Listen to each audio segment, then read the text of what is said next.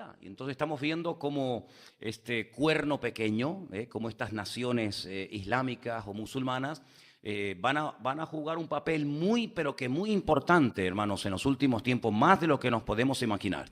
Y Europa va a ser sacudida.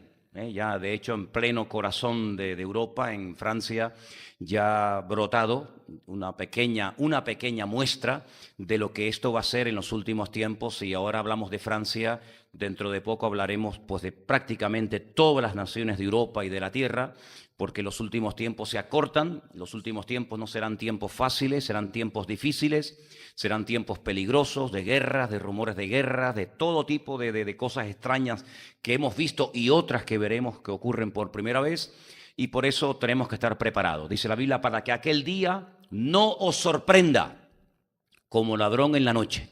Nosotros no somos de los que tenemos que ir por la vida como ignorantes, como ingenuos, que bueno, todo el mundo es bueno, creemos en la humanidad, creemos en los valores humanos, creemos en la solidaridad, etcétera, etcétera, cuentos chinos, sino que nosotros sabemos perfectamente que lo que nuestro Señor Jesucristo nos enseñó en sus sagradas escrituras, sí o sí es la verdad, es la genuina enseñanza, y de ahí no nos movemos ni un centímetro, y sabemos que los últimos tiempos van a ser tiempos muy difíciles y que todo lo que está escrito sí o sí se va a cumplir. Amén, hermanos.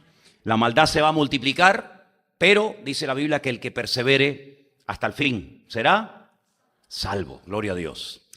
Muy bien, hermanos, a todos en esta tarde, bienvenidos. Que el Señor les bendiga mucho. No sé si hay alguna persona que esta tarde está aquí por primera vez. Teníamos un mensaje en la página web de la iglesia de un matrimonio que pedían la dirección y el horario del culto en esta tarde. No sé si están, creo que no. ¿Son ustedes? Luis, ¿no? ¿Sí? Ajá, ponte de pie, ponte de pie.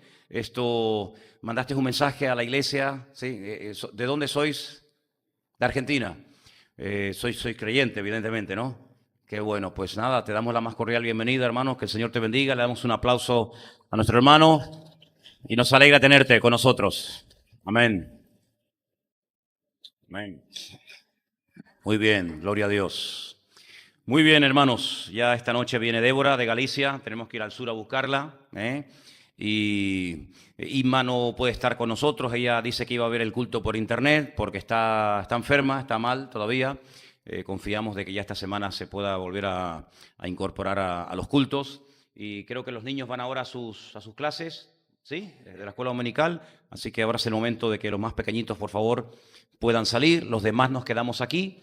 Comenzamos el domingo pasado a analizar, a estudiar un poco la famosa enseñanza del Sermón del Monte. Volvamos por favor a Mateo capítulo 5. Mateo capítulo 5. Yo he pedido a lo largo de la semana que por favor estuvieran leyendo el Sermón del Monte. No sé cuántos lo han hecho, no sé cuántos han leído los 3 capítulos que abarca la enseñanza del Sermón del Monte, que es Mateo 5, Mateo 6 y Mateo capítulo 7. Vamos a seguir analizando.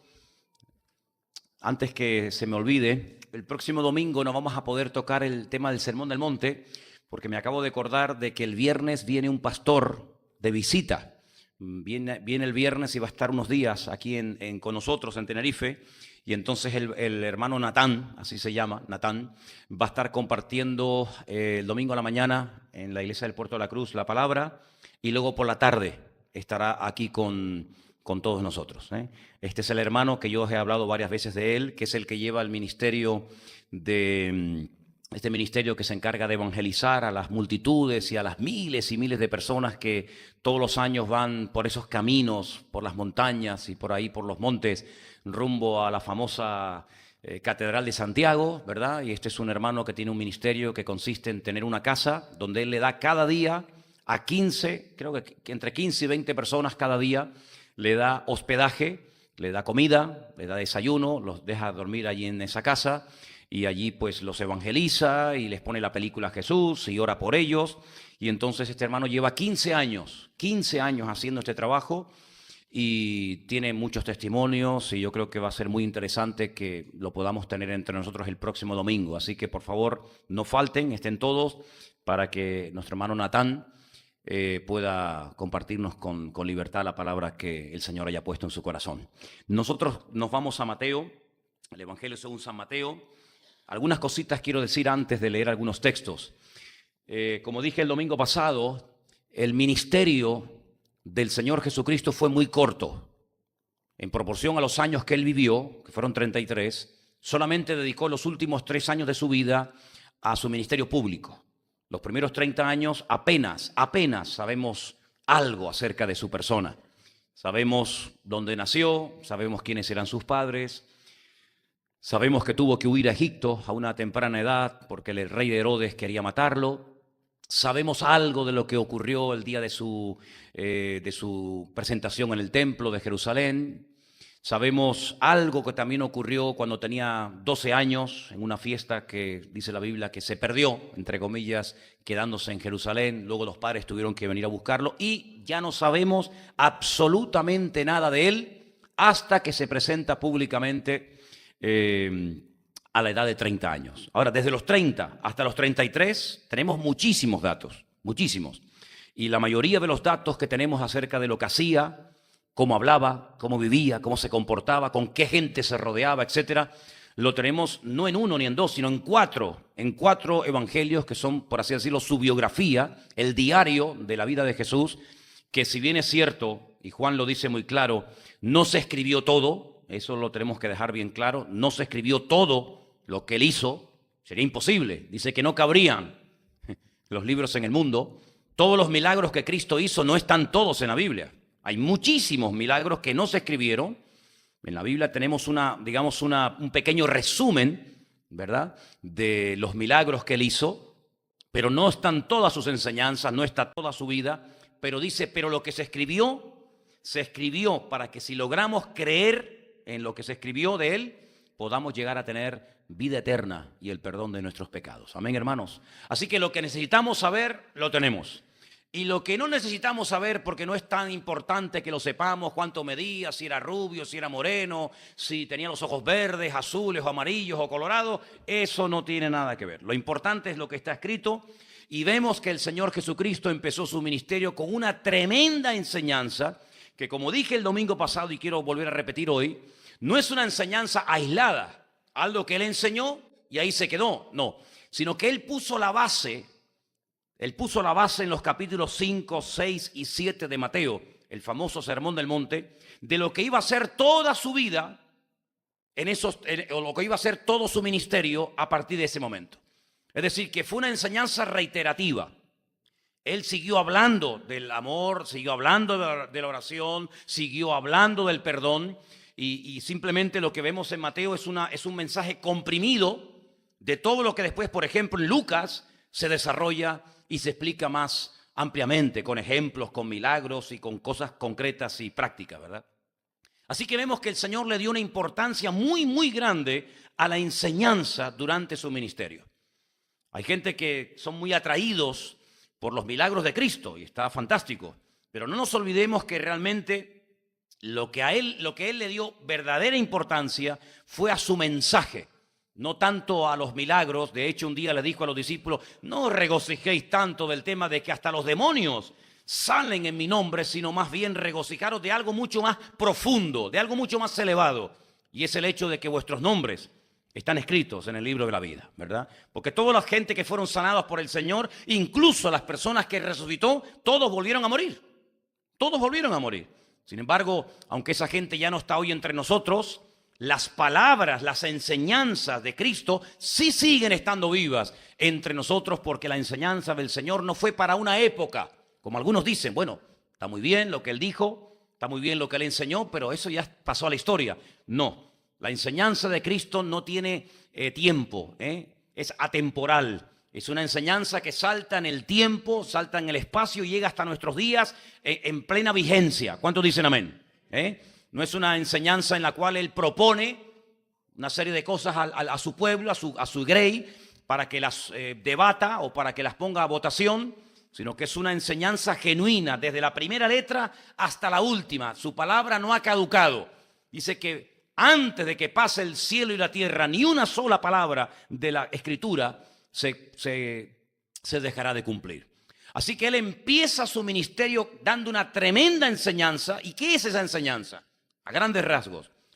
Pues él enseña cómo debe de vivir toda aquella persona que se llame creyente o que quiera optar, que quiera alcanzar ser un discípulo de Cristo. En otras palabras, nuestro estilo de vida antes de conocer al Señor no es el estilo de vida que ahora que conocemos al Señor, ahora que hemos experimentado su amor y ahora que hemos conocido su evangelio, tiene que ser. Hay cosas que tienen que cambiar en nuestra vida. Actitudes, costumbres, tradiciones, expresiones y en algunos casos, pues a veces, no sé, hasta formas de vestirnos y de hablar y de comportarnos. Entonces el Sermón del Monte es el patrón, es la base, es el fundamento de cómo tiene que vivir un discípulo de Cristo. ¿Qué se espera de ese hombre? ¿Qué se espera de esa mujer? ¿Cómo tiene que orar? ¿Cómo tiene que hablar? ¿Cómo tiene que comportarse? Y dice en varias ocasiones a lo largo del Sermón del Monte, oísteis, habéis aprendido en las sinagogas, habéis aprendido de vuestros padres, de vuestros maestros, pues lo que la gente hacía, la gente cómo se comportaba ante el menosprecio, ante la crítica, ante la calumnia. Pero yo os digo, y ahí el Señor comienza a poner una base de cómo tiene que ser un discípulo del Señor. Tiene que ser una persona que no tiene problemas a la hora de orar. Tiene que ser una persona que sabe orar. Tiene que ser una persona que no utiliza el ayuno como plataforma para exhibir su supuesta justicia, ¿verdad? O santidad. Tiene que ser una persona dadivosa, generosa. Tiene que ser una persona que no tiene problema con el rencor, con el odio, sino que es una persona que perdona. Empieza con las famosas bienaventuranzas, que como dijimos la semana pasada, son declaraciones de lo que ya somos. No son promesas, no son profecías, son declaraciones categóricas de mi estado actual en el Señor. Es, por así decirlo, una especie de radiografía del carácter de Cristo y de cómo tiene que ser también nuestro carácter si queremos verdaderamente seguir al Señor.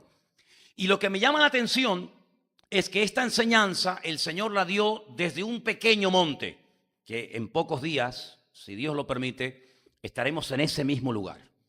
En el famoso Monte de las Beatitudes, leyendo parte del Sermón del Monte, ahí en el Mar de Galilea, en el norte de Israel, pues él comienza su ministerio desde un pequeño monte, dando una tremenda enseñanza. Y paradójicamente, me llama la atención que Cristo termina su ministerio dando desde otro monte, desde el famoso Monte de los Olivos, en el cual Dios mediante también estaremos en breve, dando otra tremenda enseñanza, pero no acerca del principio, sino acerca del final. Y esa enseñanza, gracias al Señor, la tenemos en Mateo capítulo 24, o si prefieren, en Lucas capítulo 21. Es decir, que él empieza su ministerio con enseñanza y cierra su ministerio dando otra enseñanza. Con la primera enseñanza del Sermón del Monte enseña el principio, el inicio, cómo debe de comenzar a vivir un creyente. Y con la de Mateo 24, pues nos dice cómo tiene que vivir su pueblo, su iglesia, sus hijos, ante lo que va a venir en los postreros días. Y esta enseñanza viene, y tengo que decirlo, a raíz de una pregunta que 4 de sus discípulos le hicieron al Señor. Sabemos, no vamos a hablar de eso, pero sabemos que cuando él sale del templo, sus discípulos le intentan llamar la atención acerca de la hermosura del templo de aquella época. El Señor se les queda mirando y les dice las famosas palabras, ¿veis todo esto? Pues observadlo bien, porque no quedará piedra sobre piedra que no sea destruida. Para ellos aquellas palabras fue un impacto que nuestro templo, que la casa de nuestro Dios, que donde supuestamente está la gloria, donde habita el Señor, va a ser destruida. Ellos cruzan el torrente de Cedrón, suben el monte de los Olivos y dice que 4 de sus discípulos, curiosamente pone el nombre de quienes eran, Pedro, Jacobo, Juan y Andrés, llamándolo aparte le dijeron, Señor, dinos cuándo, ¿cómo que va a ser destruido nuestro templo? ¿Y cómo será? ¿Y quién lo hará? ¿Y cómo no lo hará? Y entonces él empieza a decir toda aquella enseñanza extraordinaria de Mateo capítulo 24. Así que vemos que Jesús le dio una importancia muy grande a la enseñanza. ¿Por qué? Porque la enseñanza moldea a la gente, hermano. Según la enseñanza, según la educación que hemos recibido en la vida, así va a ser nuestra vida. De hecho, hay personas que se comportan y creen en lo que creen por la enseñanza que han recibido. Y muchas veces hemos recibido una enseñanza adulterada En el pasado hemos recibido una enseñanza basada en mitos, en leyendas, en tradiciones, en opiniones humanas, no en verdaderamente la Escritura. Y por eso cuando nos convertimos al Señor, pues al poco tiempo, sí o sí, hermanos, y si ustedes lo han notado, pues me alegro, y si no, lo vas a notar en breve, se produce un choque entre lo que tú has creído y practicado toda la vida. A la luz de la palabra te das cuenta que dice, ay, pero es que yo he creído todo lo contrario. Y ahora resulta que la Biblia me dice que no era así, sino es asado. Entonces la enseñanza moldea, la enseñanza transforma. Ay de aquel creyente, ay de aquella iglesia que no tenga una buena enseñanza. Porque la enseñanza trae madurez. ¿Cuántos dicen amén? La enseñanza trae madurez. Hay varios momentos y varios ejemplos que podríamos poner, pero solamente les cito aquel texto del Señor cuando Él dice, escudriñad, escudriñad, métanse en las hojas de la palabra, estudien, averigüen, indaguen, pregunten, analicen, porque las Escrituras son las que dan testimonio de mí, ¿verdad? Entonces, cuando el Señor se presenta en su ministerio, Él lo que intenta es que los discípulos lleguen a ser autodidactas, que no dependan como los rabinos querían tener siempre a la gente agarrada y que dependiera de ellos para todo. Costumbre que hasta el día de hoy todavía se sigue manteniendo en muchos lugares, sino que lo que quería era entrenarlos, disipularlos y prepararlos para que cuando ya llegaran a un cierto nivel de madurez y de conocimiento, no se quedaran simplemente con ese conocimiento adquirido, sino que ahora les dijo, muy bien, ahora lo que ustedes han aprendido, lo que ustedes han recibido, ahora tienen que ir por todas partes del mundo, compartiendo, transmitiendo todo lo que yo les he enseñado, a toda criatura, en todos los lugares, empezando desde Jerusalén hasta lo último de la tierra. Y sabemos que hasta lo último de la tierra, ¿verdad?, ha llegado el Evangelio y la enseñanza del Señor Jesucristo. Ahora bien, vamos al Evangelio de Mateo, porque en estos 111 versículos, y los he contado, en estos 111 versículos encontramos el estilo de vida de los discípulos del Señor, el estilo de vida de Cristo, pero hay momentos en los que Él utiliza ciertos y determinados ejemplos como para hacer más clara la enseñanza. Por ejemplo, en el capítulo 5, versículo 13, dice lo siguiente. Si queréis leer conmigo la primera frase, dice, vosotros sois la sal de la tierra. La sal de la tierra. Interesante. ¿Por qué nos comparó con la sal y no con el azúcar? ¿Por qué nos comparó con la sal y no con cualquier otra cosa? Tiene que ser por algo. El Señor no decía las cosas simplemente por decirlas. Vamos a analizar eso. Pero más adelante, si observáis, versículo 14, dice, vosotros sois, ¿qué? La luz. Pero no dice la palabra Haaretz, no dice la tierra, que es la palabra que aparece en el verso 13. Vosotros sois la sal de la tierra. Pero ahora va más allá. Ahora dice, vosotros sois la luz de Haolam, es decir, del mundo. Empieza por la tierra, vuestra influencia, y termina por el mundo a todas las naciones de la tierra. Algo que empieza de una forma muy pequeña, muy insignificante y abarcando un pequeño territorio, al final va a terminar salpicando y bendiciendo a todas las naciones de la tierra. Y aquí hay como una especie de reproducción, una especie de reflejo, de efecto reflejo, de lo que el Señor le prometió al patriarca Abraham, el padre del pueblo de Israel, cuando le dice, en ti serán benditas todas las naciones de la tierra. Hasta el punto que se producirá algo tremendo, que las personas que sean capaces de vencer sus prejuicios denominacionales, religiosos, culturales, políticos, etcétera, etcétera, y sean capaces de hablar bien, porque eso es lo que significa bendecir, hablar bien, pues van a ser bendecidas. Y todas aquellas personas que se dejen dominar por su cultura, por su religión, por sus prejuicios y hablen mal, que eso es lo que es maldecir, hablar mal, pues serán maldecidas. En otras palabras, ustedes van a ser como una especie de catalizador de la bendición o de la maldición. Es decir, los pueblos experimentarán en carne propia la reacción de las palabras. Es decir, que se siembran palabras y se recogen hechos. Y quiero decirles, amados hermanos, que aquí en este continente europeo en el cual vivimos, pues generalmente, por supuesto que hay excepciones, pero generalmente siempre el judío es el malo y los otros son siempre los buenos. Y en cuanto haces un comentario a favor de los judíos o de Israel, etcétera, automáticamente ya como que la gente se pone en guardia. Pero dejando eso a un lado, veamos algunas características que a mí personalmente me llaman la atención de la sal. Por ejemplo, a mí me encanta la sal, dicho sea de paso. De hecho, hoy estuve a punto de traer un paquete de sal y darles un puñadito de sal a cada uno, pero después me dije a mí mismo, capaz que a la gente no le gusta y bueno, al final no lo hice, ¿no? Pero ¿sabéis una cosa? La sal es algo insustituible. No hay nada que pueda sustituir a la sal. ¿Hay algo? No hay nada que pueda sustituir a la sal. A la sal en aquellos tiempos y aún antes de Cristo se le daba tanta importancia, hermanos, no como hoy en día que vas a una tienda y la compras. Se le daba tanta importancia que había momentos en los que a la gente se les pagaba parte de su salario con un puñadito de sal. Imagínense, hermanos, en aquella época en la que no existían neveras, el hielo, los congeladores.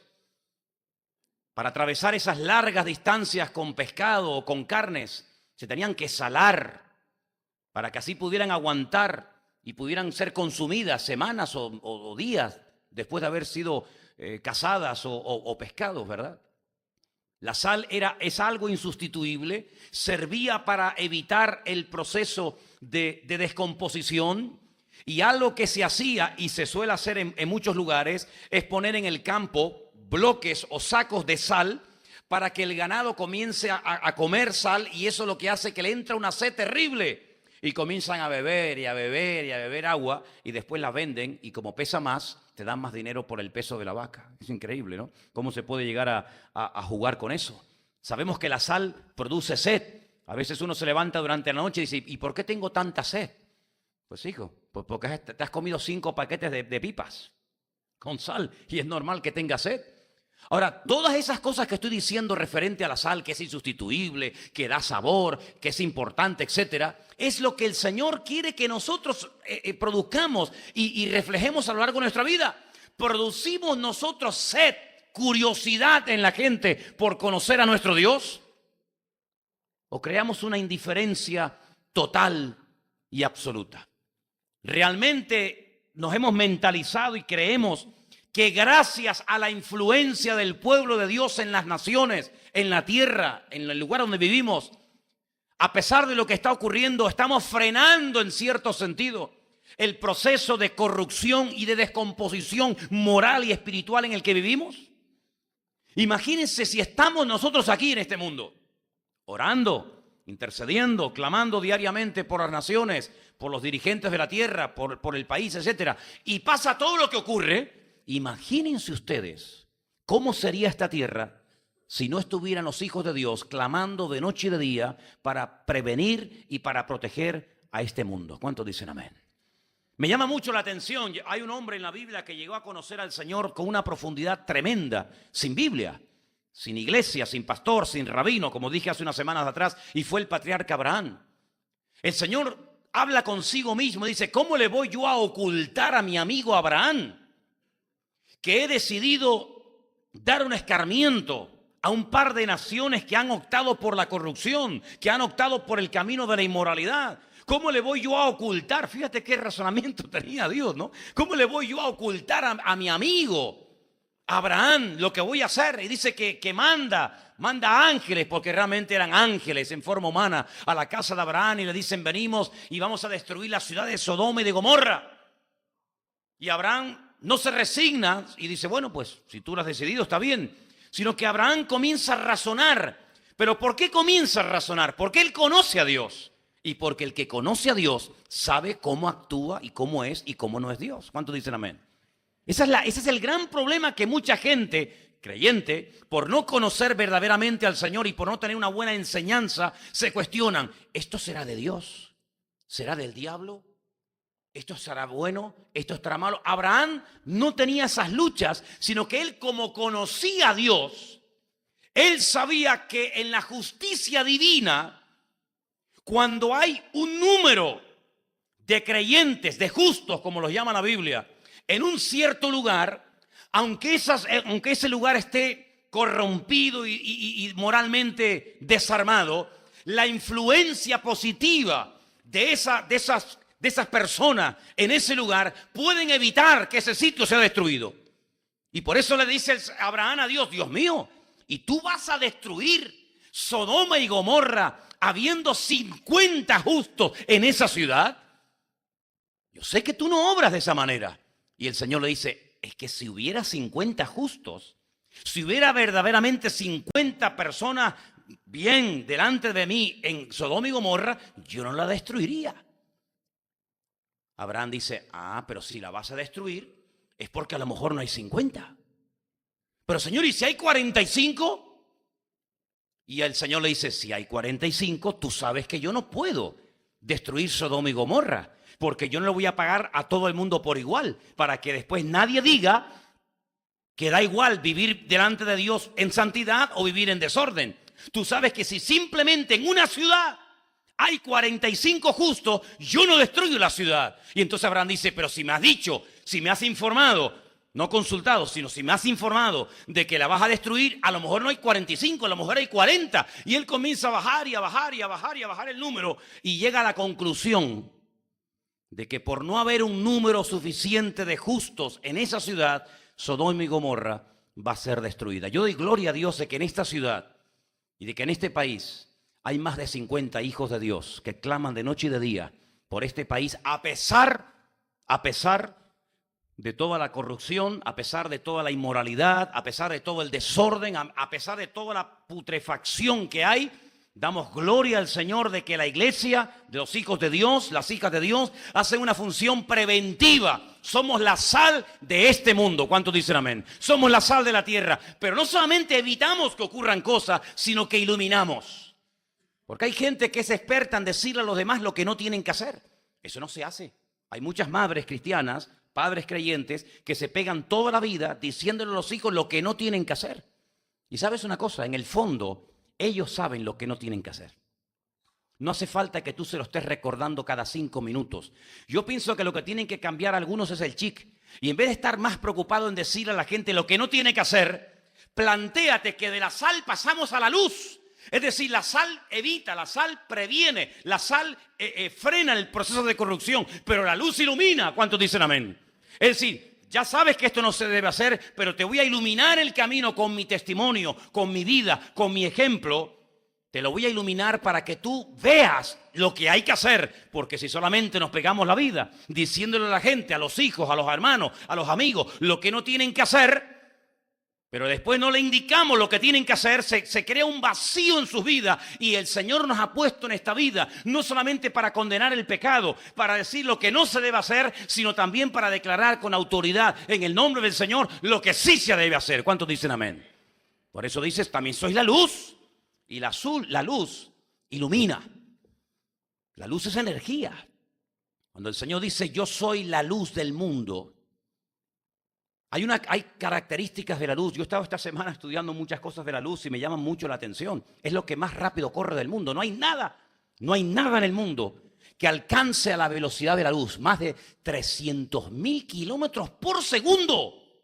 No hay nada inventado por el hombre, ni nada en la naturaleza que sea tan veloz, tan rápida como la luz. 300.000 kilómetros por segundo.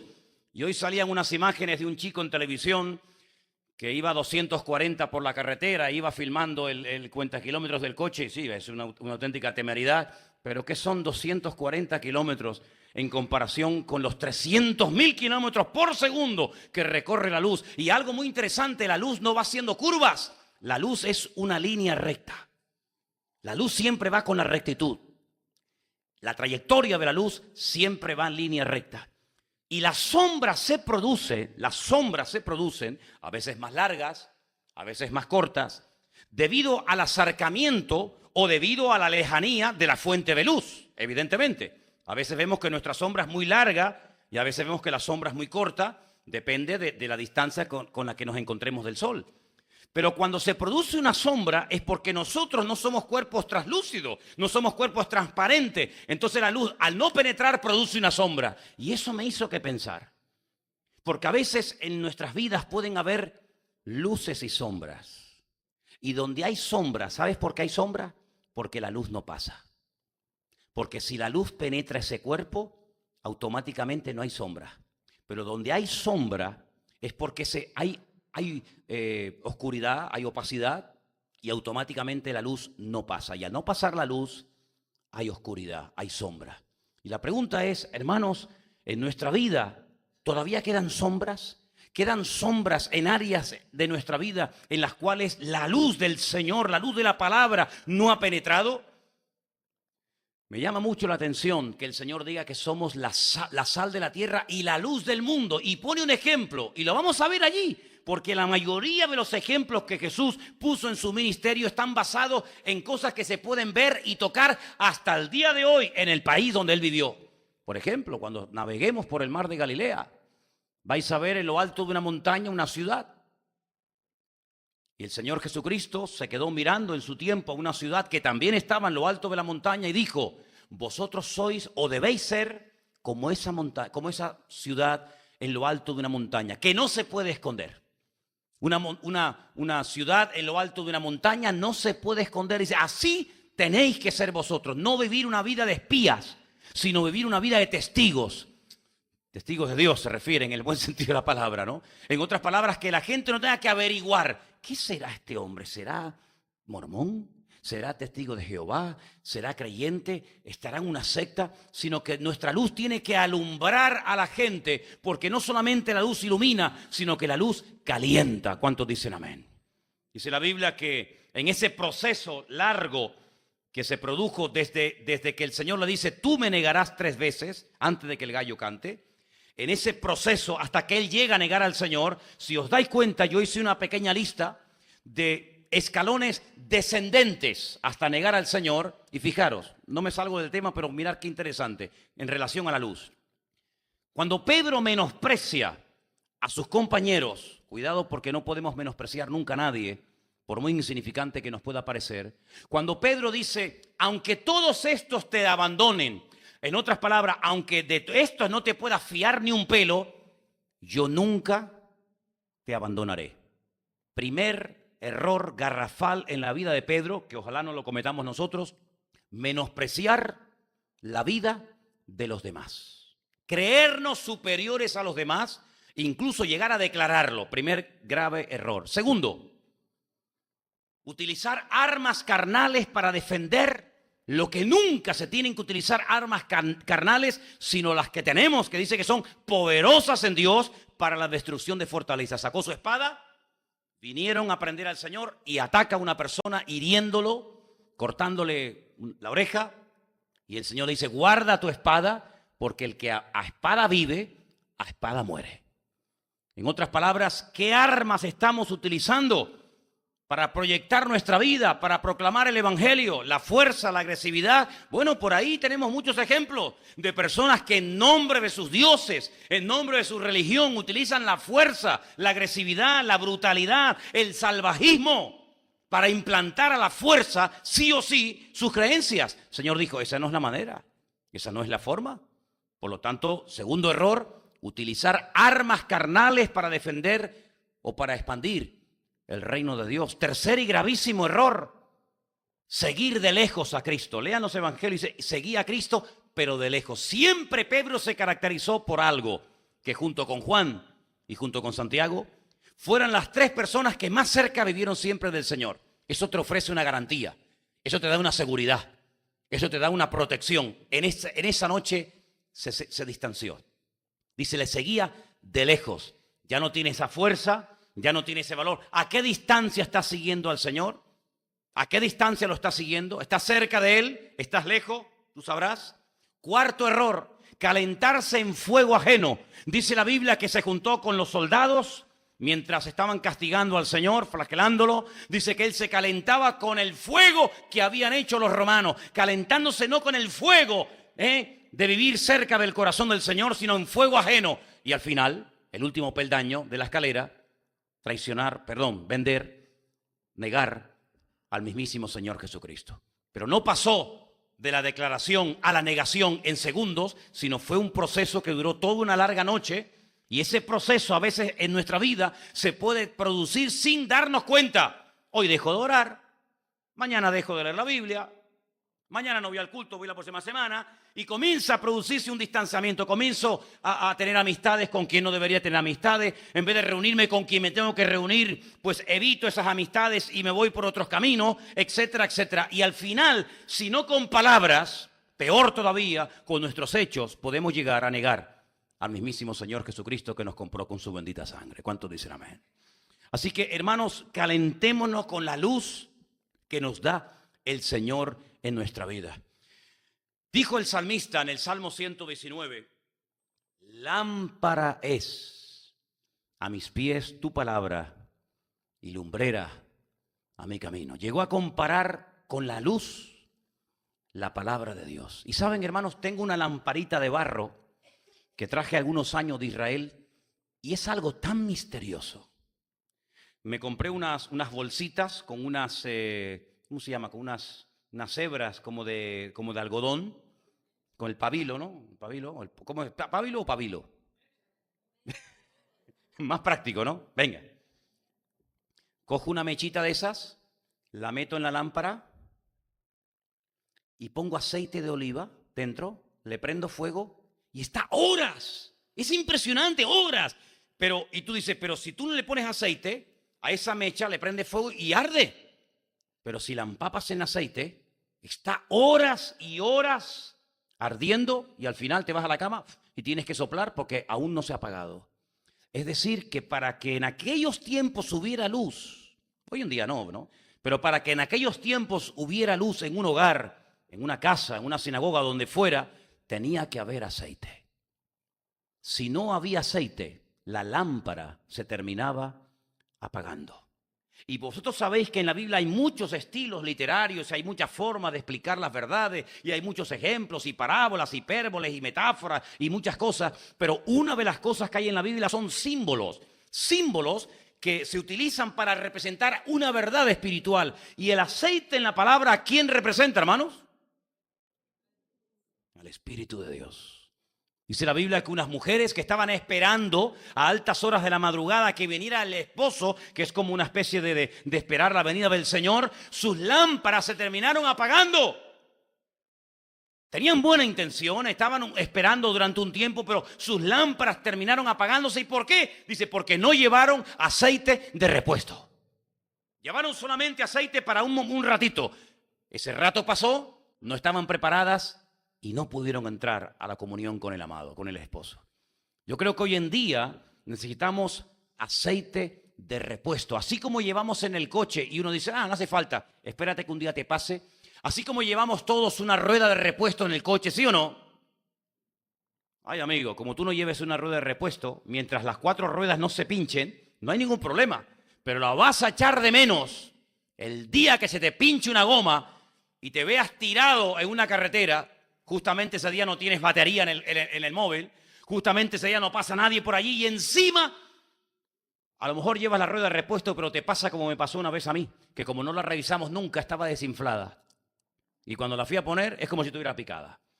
Necesitamos aceite de repuesto en nuestra vida. ¿Cuánto es el tiempo que tú dedicas a la oración? Todos más o menos sabemos cuánto oramos, cuánto estudiamos, cuánto nos esforzamos. Todos más o menos lo sabemos. Pues ¿sabes qué? Ya en este año 2015...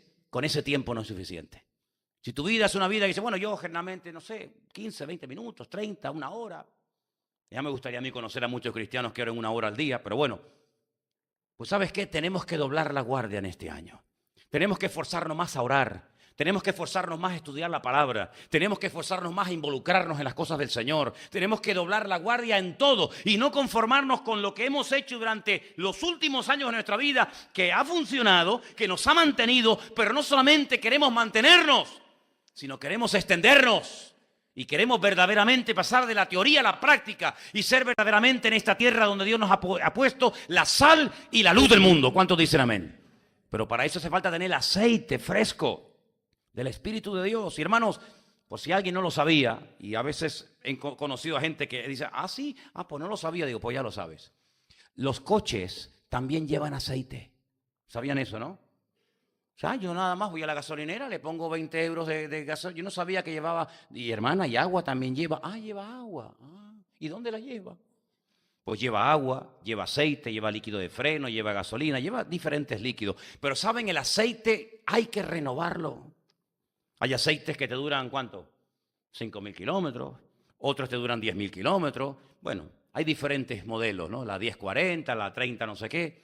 Pero el aceite hay que renovarla, porque hay un momento que ya no lubrica y aunque lleves aceite está vieja, está caducada, ya no sirve para nada. Y hermano, es importante que te renueves cada día, que no dependa de las glorias del pasado, sino que cada día tu lámpara se renueve con el aceite. ¿Y cómo se renueva? En comunión diaria y permanente con nuestro Dios. ¿Cuántos dicen amén? Quiero que leamos unos versículos en esta tarde también del Sermón del Monte. Estamos en Mateo capítulo 5, aunque hoy se leyó el capítulo 6, pero en el capítulo 5, versículos del 44 en adelante, yo quisiera leerlos nuevamente. Dice, yo os digo, con esa autoridad que tenía el Señor, ¿verdad?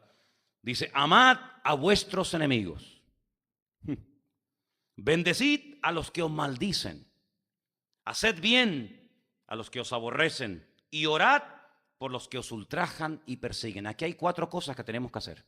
Dice la Biblia, amarlos, bendecir, hacer bien y orar. 4 cosas. De las 4 cosas, ¿cuántas estamos haciendo? Esto es un test. El Sermón del Monte es una especie de espejo que Dios pone delante de nosotros. Es decir, no sabemos qué altura tenía el Señor. No sabemos si era rubio o moreno. Cada uno se lo imagina a su manera. Uno dice, no, yo creo que el Señor era rubio. Otro dice, no, yo creo que era moreno. Yo creo que era alto, yo creo que era bajo. Cada uno se lo imagina a su manera. ¿Te das cuenta que la Biblia no nos da detalles de su aspecto físico, salvo unos poquitos? Pero sin embargo, el Sermón del Monte es una radiografía de cómo era el Señor, porque Él sí amaba a los enemigos. Los terminó amando y bendiciendo en la cruz. Padre, perdónalos porque no saben lo que hacen. Él sí bendecía a los que le maldecían. Él sí oraba por los que les ultrajaban. En otras palabras, el Sermón del Monte es la vida de Cristo en palabras. ¿Para qué? Como dice la Biblia, para que sigamos su ejemplo. ¿Cómo tenemos que ser? Tenemos que ser como Él era. Y en el versículo 45 dice, para que seáis, todo esto es para que seáis hijos de vuestro Padre que está en los cielos, que hace salir su sol sobre malos y sobre buenos, y que hace llover sobre justos y sobre injustos. Porque si amáis a los que os aman, ¿qué recompensa tendréis? Ahora viene una palabra muy interesante, la palabra recompensa. No habla de salvación, habla de recompensas. La Escritura nos enseña que la salvación es gratuita, pero gratuita porque alguien la pagó. Si yo voy a un restaurante y como, y cuando voy a pagar, diciendo, ya está pagado, hoy usted no tiene que pagar nada, es gratis. Bueno, es gratis, pero ¿quién ha pagado esto? Mira, el señor de aquel, o la señora, o el amigo, o quien sea. Decimos muchas veces, así con una ligereza tremenda, y a veces como que no nos paramos a pensar, no, es que la salvación es gratis, no cuesta nada. No, espera un momento, no, la salvación sí cuesta. La salvación no es gratis. Ah, no, es gratis para ti. Pero ¿quién pagó el precio? El elevadísimo precio para que yo hoy en día simplemente creyendo y siguiendo su palabra sea salvo. ¿Quién pagó el precio? Él lo pagó con su sangre, ¿sí o no? Con su vida. Y por eso es gratis. Pero aquí no está hablando de salvación que es instantánea, que es inmediata, sino está hablando de recompensas. Y la Biblia habla mucho acerca de las recompensas. Dice que Él dará a cada uno según lo que haya hecho, sea bueno o sea malo, durante el tiempo que estuvimos en la tierra. La Biblia habla de recompensas, claro que sí, por supuesto, en el cielo, sí, vamos a vivir todos en el mismo cielo, vamos a estar todos en la misma gloria, pero no todos van a tener la misma recompensa, lo cual me parece lógico y justo. ¿Amén, hermanos? ¿Qué recompensa tendréis? ¿No hacen también lo mismo los publicanos? Si saludáis a vuestros hermanos solamente, y yo añadiría aquí, es que a veces ni a los hermanos los saludamos, ¿no? Si saludáis a los hermanos, lo da como por hecho. Pero ¿realmente saludamos a los hermanos? Hay gente que viene y salen como si fueran bomberos. Solamente te falta el casco y la manguera y el coche rojo. Hermanos, dedique tiempo, cuando termina el culto, si no puede ser al principio, a saludar a sus hermanos, a preguntarle cómo estás. Oye, hacía tiempo que no te veía. Estoy seguro que algunos no los veíamos desde el año pasado. ¿Sí o no? Pues aproveche hoy para decir, hermana, hacía mucho tiempo que no te veía, Dios te bendiga. Tengamos siempre esa costumbre, eso es muy bueno. Dice, sed pues vosotros, la palabra choca porque es una palabra que es la palabra perfectos, completos, ser completos, que nada os falte, como vuestro Padre que está en los cielos es perfecto, es completo. Si nuestra vida, amados hermanos, no tiene que ser muy buena en la oración, pero un desastre en la lectura de la palabra. Nuestra vida no puede ser una maravilla todo el santo día leyendo la Biblia y estudiando la Escritura, pero nunca me congrego. No puede ser todo el día congregándome, pero luego no atiendo a mi familia. No puede ser solamente atendiendo a mi familia y no atendiendo los negocios de mi padre. Es decir, tiene que ser una vida equilibrada en oración, en alabanza, en estudio bíblico, en ofrendar, en colaborar, en apoyar, en servir. Una vida completa. Eso es a lo que el Señor quiere que apuntemos, y esa es como tiene que ser nuestra vida. Y en este año que acaba de comenzar hace unos días, pues todavía estamos a tiempo de decir, bueno, ¿cuál es mi debilidad como creyente? Ay, amigo. ¿Cuál es mi debilidad? ¿Qué es lo que más me cuesta? Algunos dicen, a mí, orar. Bueno, si lo reconoces es un buen principio, pero simplemente con reconocer no es suficiente. Y otro dice, a mí lo que me cuesta es leer. No me gusta leer. No me gusta leer la Biblia. Y apenas la leo. Bueno, gloria a Dios, por lo menos usted lo reconoce. ¿Cuál es el área de debilidad de tu vida? ¿Cuál es el área de tu debilidad? Y en ese área tú tienes en este año que invertir tiempo para convertir tu debilidad con la ayuda y la fortaleza del Señor en un área fuerte de tu vida. ¿Cuántos dicen amén? Queremos en esta noche orar y queremos pedirle al Señor que nos ayude a ser la sal de la tierra, la luz del mundo, y a poder manifestar en todas las áreas de nuestra vida las características de esta tremenda enseñanza, que repito, no fue una enseñanza aislada que el Señor dio y nunca más la tocó, sino es la base sobre la que Él va a desarrollar todo su ministerio, y es la base sobre la cual todos y cada uno de los que estamos aquí esta noche debemos también de comenzar a edificar, a construir, a consolidar nuestra vida, para que nuestra vida no tenga carencias, agujeros de puntos débiles, sino que nuestra vida, como hemos leído esta noche, sea una vida completa en Cristo Jesús. ¿Cuántos dicen amén? Cierra tus ojos donde estás, por favor. Vamos a orar y pedir que en esta noche esta enseñanza, que como dije antes, el Señor la dio al principio de su ministerio, que sea el principio de este nuevo año.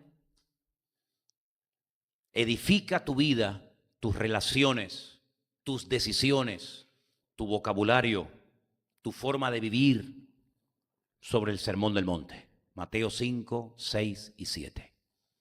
Vívelo, practícalo, sé sal de tu tierra, sé luz donde Dios te ha puesto. Brilla, como decía el antiguo himno, brilla en el sitio donde estás. Pídele al Señor, Dios mío, ayúdame, para que no haya áreas de sombras en mi vida, sino que tu luz ilumine todas las áreas de mi ser, para que con tu ayuda yo en este año verdaderamente pueda iluminar, pueda guiar a otras personas al conocimiento de la verdad. Y para cambiar hace falta dos cosas. Primero, reconocer. Si no se reconocen, difícilmente se producirá un cambio. Segundo, tomar la firme determinación delante de Dios, con su ayuda, de querer superar ese área. Si tú reconoces en esta tarde, querido hermano y amigo, que hay un área oculta, un área de sombra en tu vida, pues en esta noche, si lo has reconocido, gloria a Dios. Pero hace falta no solamente reconocer, sino pedir ayuda. Dicen que hay una cara de la luna que siempre está en oscuridad. Hay una cara de la luna que siempre está oscura, porque la luz del sol no se refleja en ella. Hay gente que son como la luna, tienen una parte de luz y una parte de tinieblas. Y no puede ser así. En todas las áreas de nuestra vida tiene que haber luz. En lo privado, en lo público, en todas las áreas de nuestra vida, hermanos. Que el Señor nos ayude. Porque si andamos en luz, dice que todo nuestro cuerpo estará en luz. Aleluya. Los temores se disipan, los complejos huyen, las cadenas se rompen, las puertas se abren cuando viene la luz de Dios. Aleluya. Sea la luz. Y fue hecha la luz, y vio Dios que la luz era buena. La luz siempre es buena. Vivir en luz, como hijos de luz, esa es la voluntad de Dios. Aleluya. Señor, en esta noche queremos darte gracias por tu bendita palabra, por esta enseñanza tan profunda y tan maravillosa que encontramos en tu palabra, que nos alienta, que nos motiva, que nos desafía a pedirte en esta noche, ayúdanos, Señor. Ayúdanos a ser la sal, la luz del mundo. Ayúdanos verdaderamente, Señor, a mostrarle al mundo cómo vivir en orden, en paz, en armonía, en paz. Y que la gente pueda ver en nosotros un testimonio de la vida de Dios. Cualquier área de nuestra vida que esté en oscuridad, que esté en tinieblas, te pedimos en esta noche que tú la ilumines y que estemos decididos a cambiar y a mejorar nuestro comportamiento y nuestra conducta, Señor. Bendice a tu iglesia, a tu pueblo sobre toda la faz de la tierra, y que verdaderamente nuestra vida sea una vida completa y plena en nuestro Dios. El mundo necesita más que nunca de tu luz, Señor. Y no solamente tú eres la luz del mundo, sino que también nosotros juntamente contigo somos la luz del mundo. Bendito sea, Señor. Gracias, Padre, por tu palabra, que podamos meditar en ella y sobre todo ponerla en práctica. Te lo pedimos con todo nuestro corazón, en el nombre bendito de Jesús. Amén y amén. Nos ponemos de pie, queridos.